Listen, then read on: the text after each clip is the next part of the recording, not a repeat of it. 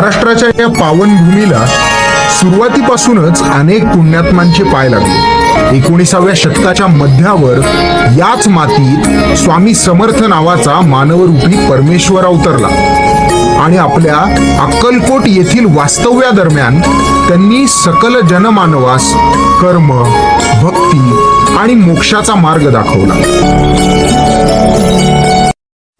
झाडासमोर हात जोडून लाकूड तोड्या झाडाच्या फांद्या तोडायला झाडावर चढतो। झाडाच्या फांद्या तोडत असताना लाकूड तोड्याची कुऱ्हाड अचानक झाडाजवळ असलेल्या वारुळावर पडते। लाकूड तोड्या झाडावरून खाली उतरतो आणि कुऱ्हाड बघतो तर काय, वारुळातून रक्त येताना त्याला दिसतं। मग लाकूड तोड्या वारुळातून घाबरतच कुऱ्हाड काढतो।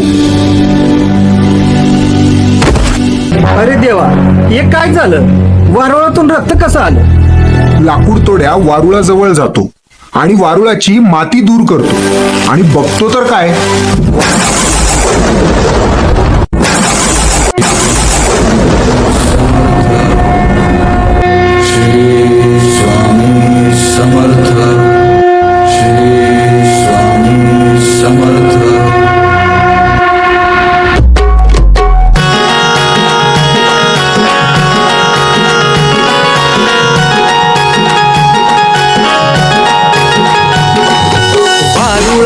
योगीराज हा गावामध्ये आला अन रामाच्या पारी वासुदेव हा जागवितो लोकाला। उठा उठा हो गावकऱ्यांनो चमत्कार झाला, उठा उठा हो गावकऱ्यांनो चमत्कार झाला। स्वामी समर्थ आला हो अक्कलकोटवाला, स्वामी समर्थ आला हो अक्कलकोटवाला, स्वामी समर्थ आला हो अक्कलकोटवाला, स्वामी समर्थ आला हो अक्कलकोटवाला।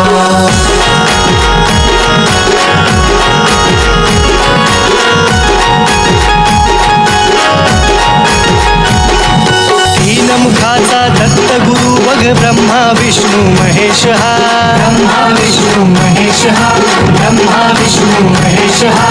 जाणून घेई भल्या मानसा वासुदेवाचा संदेश हा, वासुदेवाचा संदेश हा, वासुदेवाचा संदेश हा। तिन्ही लोकांचा त्राता दाता तारी आम्हाला, तिन्ही लोकांचा त्राता दाता तारी आम्हाला। समर्थ आला हो अक्कलकोटवाला, स्वामी समर्थ आला हो अक्कलकोटवाला, स्वामी समर्थ आला हो अक्कलकोटवाला, स्वामी समर्थ आला हो अक्कलकोटवाला। त्यानंतर स्वामी कर्दळीच्या वनातून निघाले। ते देशाटन करायला गेले। मंगळवेढ्यात बसप्पा नावाचा एक माणूस राहत होता। तो एकदा रानातून जात असताना त्याला काट्यांवरती स्वामी झोपलेले दिसले। स्वामींना नमस्कार करून तिथून निघून गेला। पण ह्या घटनेपासून बसप्पाची श्री स्वामी समर्थांवर मनापासून भक्ती वाढू लागली। स्वामी जिथे जिथे जात तिथे तिथे जाऊन बसप्पा स्वामींचे दर्शन घेऊ लागला, स्वामींची सेवा करू लागला। बसप्पाची पत्नी मात्र त्याची ही भक्ती पाहून अस्वस्थ होत होती। गुरु माऊली, कुठे आहेस ग तू? अजून किती माझी परीक्षा बघणार आहेस?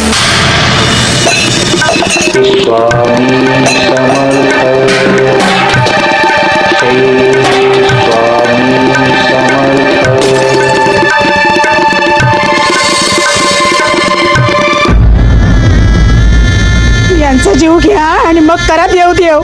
सावित्री, का उगाच राग करतेस? अगं पोटची पोरं आपली, त्यांच्यावर काय एवढी चिडतेस? आठवण आहे का तुम्हाला त्यांची? त्यांच्या पोटाला काहीतरी घालावं लागतं याची सूध आहे का तुम्हाला? हे काम न धंदा, अहो घरात अन्नाचा दाना नाही आणि बसलेत ध्यान लावून। अगं एकदा मी देवाचं नाव घ्यायला लागलो की होय, काय उपयोग आहे त्याचा? तुमचा तो देव दोन वेळेचा पोटाला घालायला येतोय का? काय तर म्हणे देवाला शोधायचंय। मी म्हणते असं देव देव करून आजवर कोणाचं भलं झालं? या वाल्याचा वाल्मिकी झाला। ही सगळी भगवंताची करणी।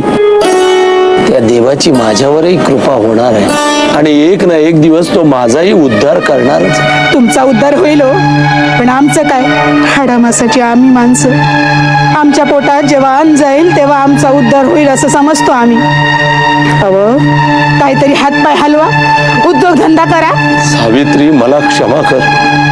मी देवाचं नाव घेण्याशिवाय दुसरं काहीही करू शकत नाही. अगं, मी खूप प्रयत्न करतो ग संसारात मन रमवण्याचा, पण माझं मन संसारात रमत नाही. मला क्षमा कर.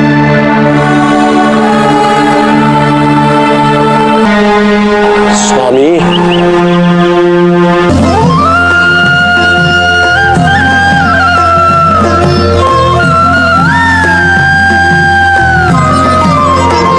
जिंकण्याचा मोह नाही, हारण्याचे भय नाही. जिंकण्याचा मोह नाही, हारण्याचे भय नाही.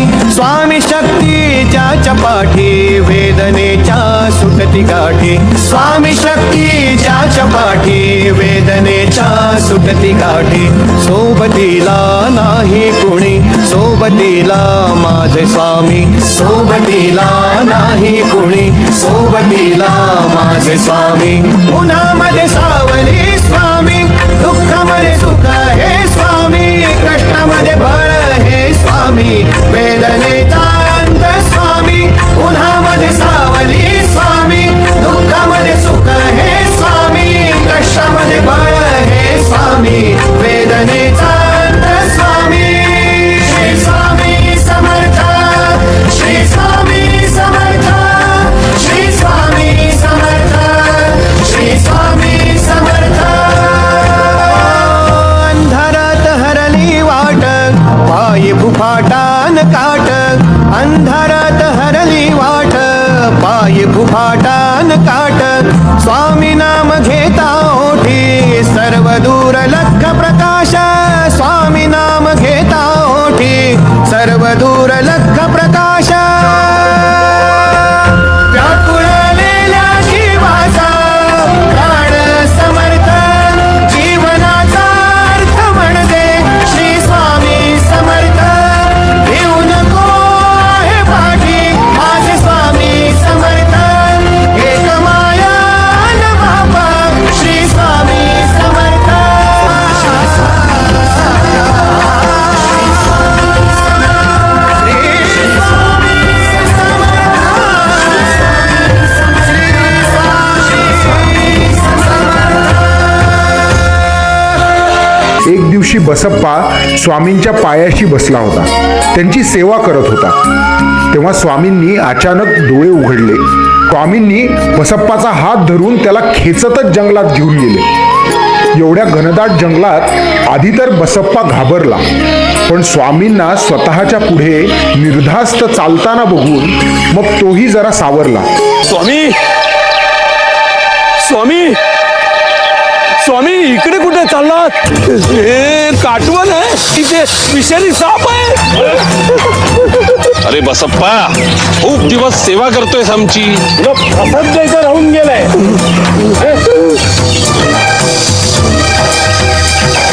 हा एक साप घे त्याच्यातला. घे घे, खूप साप आहेत. अरे काय झालं? नको. किती वाटते? आण तुझी झोळी इकडे. आणखी पाहिजे? नाही, नको. एकच पुरे. घे घे, हवे तेवढे घे भरून. पुन्हा मागशील तर मिळणार नाहीत. जा बघू आता, घरी जा. बायका मुलांना हा प्रसाद नेऊन दे. बसप्पाला काय करावं ते कळेना. त्याने कसा बसा घाबरतच तो उचललेला साप आपल्या झोळीत टाकला आणि घराकडे धावतच सुटला. सावित्री, बाबा बाबा तुम्ही आमच्यासाठी काय आणलं? काही नाही आणलं ग पोरांनो. पण त्या झोळीत काय आहे? नाही आहे झोळीत, काही नाही आहे. चोळीत काहीतरी दिसते, काहीतरी आहे. काही नाही आहे झोळीत. पाहू दे तरी. अगं नको. इतक्या दिवसांनी घरला आलात, काय आहे पाहू द्या तरी. अगं नको घेऊ तू. पाहू द्या तरी. अगं. पुन्हा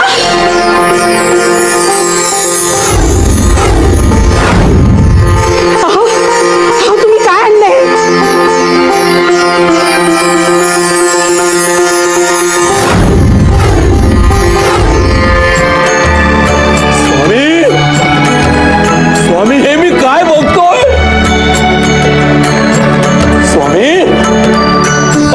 तुमच्या परिस स्पर्शाने सापाचं सोनं केलं तुम्ही. स्वामी तुमची लीला आघात आहे. माझ्या प्रिय भक्तांनो, पावला पावलावर मी तुमची चिंता वाहणार. अंधारात मी प्रकाशाचा किरण होऊन येणार. प्रलयावरही मात करी जो गुरुचरणांशी पाहे. घेऊ नकोस, मी तुझ्या पाठीशी आहे.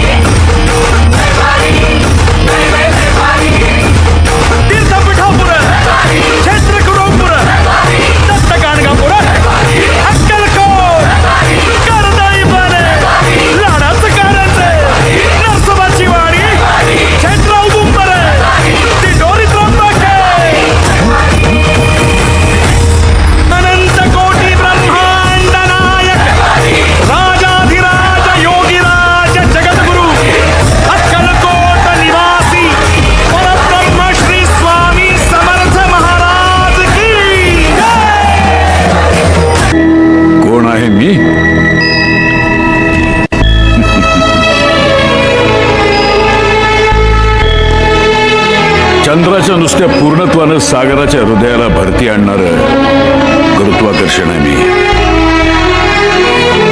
सामान्यपणाच्या व्याप्तीची कवाडं बंद झाल्यावर होणारा साक्षात्कार आहे मी.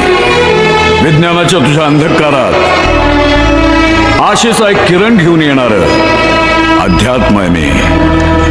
तुझं विज्ञान हे जग कसं निर्माण झालंय सांगत असेल तर माझं अध्यात्म हे विश्व का निर्माण झालं हे सांगतं. भिवू नका, मी तुमच्या पाठीशी आहे. सेवा करा, सेवेकरी व्हा. माणूस जपा, माणूस शिका. कारण परमेश्वरा माणसातच आहे शेवटी.